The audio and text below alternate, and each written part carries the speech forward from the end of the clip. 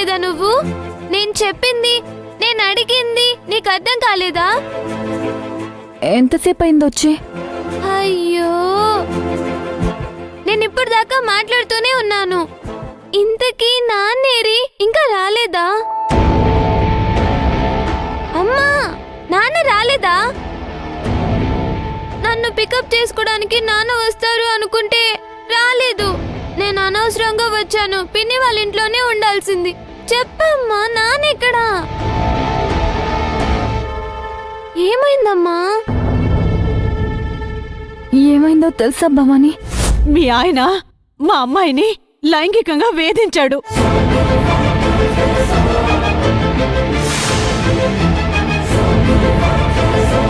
నీ దగ్గరికి ట్యూషన్ కి పంపిస్తే ఇంత అసహ్యమైన పని చేస్తావా నువ్వు?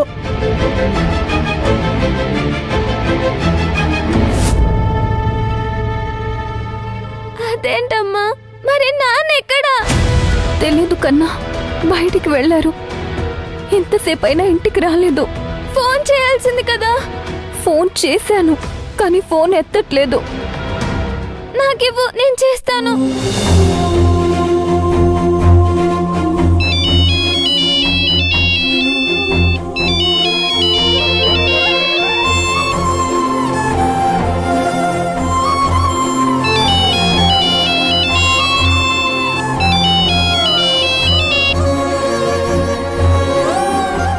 అమ్మా, నాన్నెందుకు ఫోన్ ఎత్తడం లేదు? నేనేం చెప్పను భవాని, నాకు ఏం అర్థం కావట్లేదు. అమ్మా, వాళ్ళెవరో వచ్చి అబద్ధం చెప్పినట్టున్నారు. నాన్న ఆ పాపని బట్ట చేసుండరమ్మా. నువ్వు తప్పు చేసావమ్మా.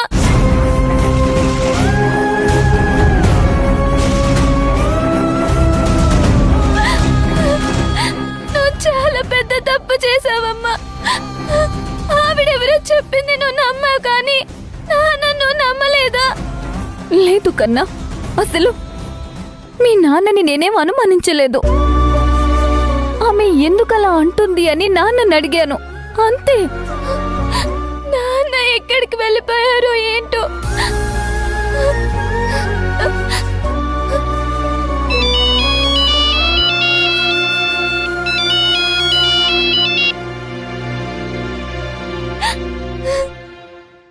నువ్వు ఫోన్ ట్రై చేయమ్మా.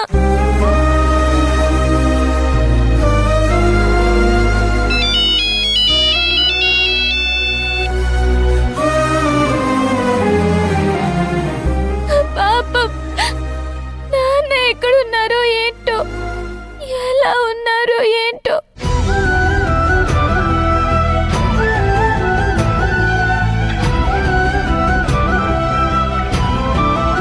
నాన్న గురించి ఎలా తెలుసుకుందామమ్మా? నేను తెలిసిన వాళ్ళందరినీ అడిగి చూశాను కన్నా. నాన్న ఎక్కడున్నారో ఎవ్వరికీ తెలీదు అని అన్నారు. రామ్ కుమార్ అంకుల్ కి కాల్ చేయాల్సింది కదమ్మా. ఆయనకు కూడా కాల్ చేశాను, ఆయన కూడా తెలీదు అన్నారు. ఆయన ఫోన్ కూడా నాన్న ఎత్తలేదంట. నాన్నకి బాధ కలుగుంటుంది. అది నేనుంటే నాన్నని ఇల్లు వదిలిపెట్టి వెళ్ళనిచ్చేదాన్నే కాదు.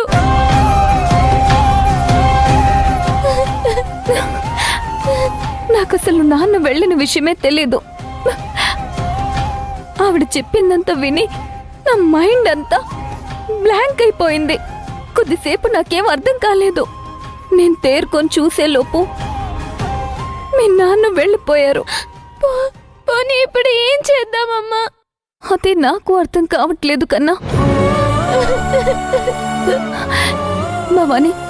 భవాని ఏడవకు, నాన్న త్వరగా వచ్చేస్తారు. నువ్వు ధైర్యంగా ఉండు భవాని, ప్లీజ్ బాధపడుకో. వెళ్ళు వెళ్ళు, నువ్వు భోంచే ముందు. నాకు ఆకలిగా లేదు, నేను తిన్ను. అలా అనకు భవాని. నాన్న ఇంటికి వచ్చే వరకు నేనేమి తినను.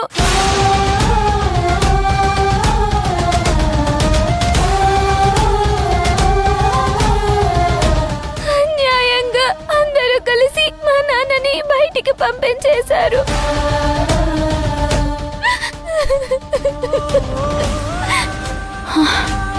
భవాని, దయచేసి ఏడవకు. ఇక్కడ ఎవ్వరిది తప్పు లేదు. నాన్న ఇంటికొచ్చేస్తారు. నువ్వు ధైర్యంగా ఉండు. ప్లీజ్ కన్నా, ప్లీజ్ ఏడవకు. ఉండు, నేనెళ్ళి పాలు తీసుకొస్తాను.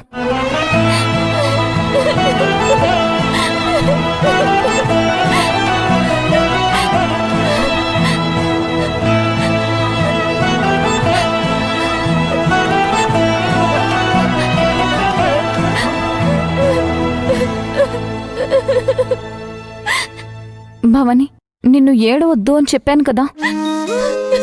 భవాని, నువ్వు అసలేమీ తినలేదు. కనీసం పాలైనా తాగు. వద్దు. నువ్వేమీ ఆలోచించుకో. నాన్న ఇంటికొచ్చేస్తారు. ఇంతసేపు అయింది, ఇంకా రాలేదు కదా. నాన్న బాధపడుంటారు. అందుకే మనస్తాపంతో ఉండుంటారు. వచ్చేస్తారు. నువ్వు తీసుకో. వద్దమ్మా, నాకు వద్దు. వద్దు అని అనకూడదు. తీసుకో. వద్దు, వద్దమ్మా. నా కోసం తీసుకో భవాని. వద్దమ్మా. భవాని, మొండి కేకు తీసుకో. నాకొద్దు.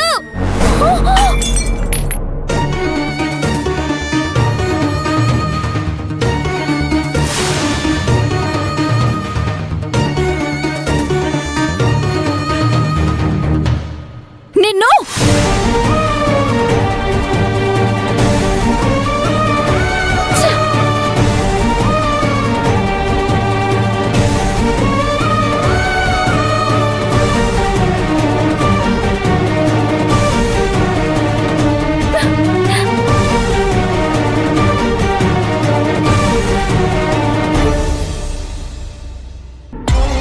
నీకొక విషయం తెలుసా? మంగళ కాల్ చేసింది. శివగామి ఆమె మొగుడు కరెక్ట్గా ఇరుక్కుపోయారంట. శివగామి జీవితమే సర్వనాశనమైందంట. అవునా? వినడానికి అదోలా ఉందా? అదోలా ఉంది.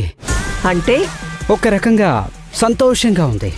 ఆ శివగామిని ఏడిపించడానికి మనకింకా అవకాశం వచ్చింది కదా, ఛాన్స్ దొరికింది కదా అని మనసు ఉల్లాసంగా ఉత్సాహంగా ఉంది.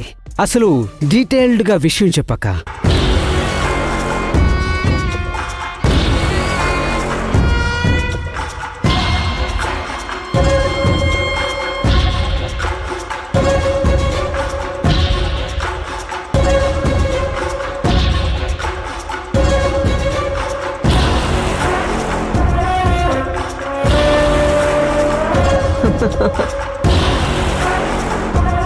కుక్కతో ఒక వంకర అనేది పదే పదే ప్రూవ్ అవుతూనే ఉంది.